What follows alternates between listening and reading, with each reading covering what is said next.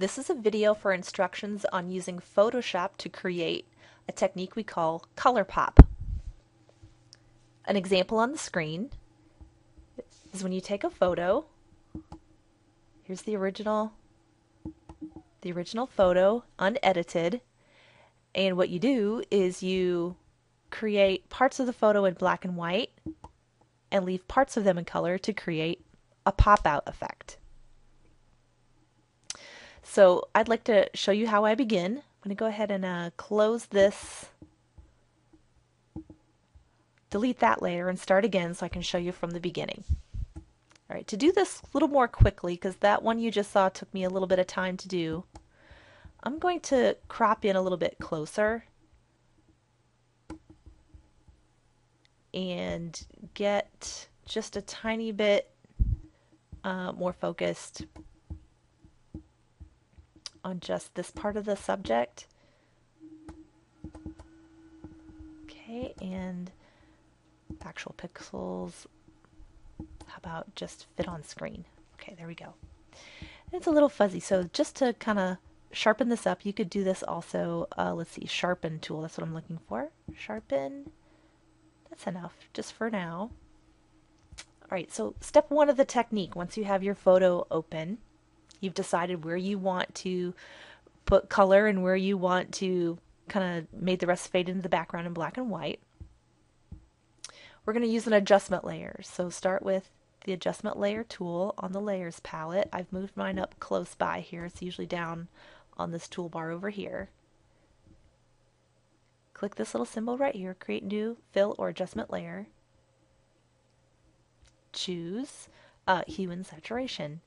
And what we're going to do to create the black and white version is we're just going to drop it all the way down, the saturation that is, to -100. That takes all the color out. And because I used an adjustment layer, you see that that hue and saturation that I just did is on its own separate layer. It does not affect the original background layer. So if I don't like it, I could always delete it. The next step is we're basically going to punch holes in this saturation layer that makes it look black and white to reveal the color parts underneath in the background. So the way we do that is, number one, we want to click here on this layer mask thumbnail, this little white part of this layer for hue and saturation. So I'm going to click it to make sure that it is selected.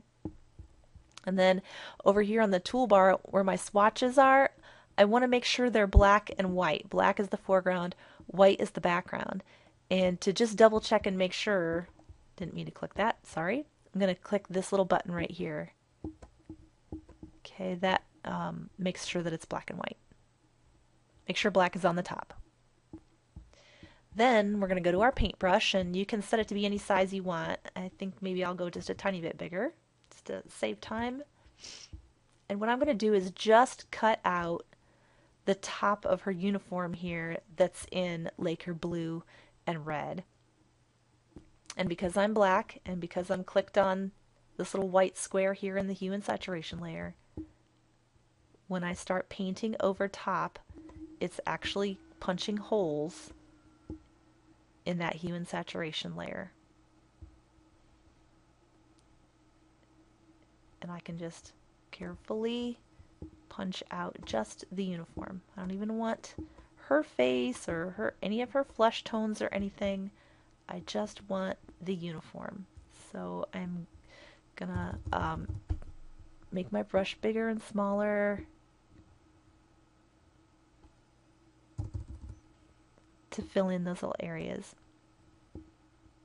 This is an important step to take your time on. Don't rush. The sloppier it looks, the more amateur it looks, and the effect really kind of gets lost. People start looking at how badly it was colored as opposed to how cool it is that the subject that you've chosen is just popping up off the page, or the picture in this case. So in some of these little areas that are very close cut, I've got a very small little paintbrush and I'm painting in around those. And I don't want her hair as part of it. That's part of her, and I just want this uniform. That's the thing that should stand out. I don't think I have any more areas that are going to be too small. So I can flip back to my big brush here. And I'm just using square brackets if you didn't know that little shortcut. The left square bracket makes it bigger and the right square bracket makes it smaller. So you can change your brush size with just a couple of clicks on your keyboard as opposed to trying to run up here and choose and drag sliders and all that stuff. I've been doing this for approximately about 20-25 seconds. It doesn't take really very long. ColourPop, it's not everything. It's basically works best if you just pick one key focal point object or part of the scene to pick out and pop. Flowers are a great one. So if you have like a scene with a flower or two, just pop those out. Okay. Now, one thing you can do, you see I wasn't perfect down here, and I kind of oversprayed my brush a little bit. So what I can do then is switch it back to white. Instead of paint with black, if I paint with white, it kind of fills back in the cracks and kind of puts it back to the color it was, the background color, the saturation color there. That's it. That's how you create ColourPop. There it is without. There it is with. And you can kind of see that creates the focus right on the foreground subject, the thing right in front of you. Okay, so try this yourself. Remember to use an adjustment layer for hue and saturation. Drag it all the way to -100 so you get no color. Make sure you click on the little layers, this swatch on the little layer there for the mask. Make sure your colors are black and white.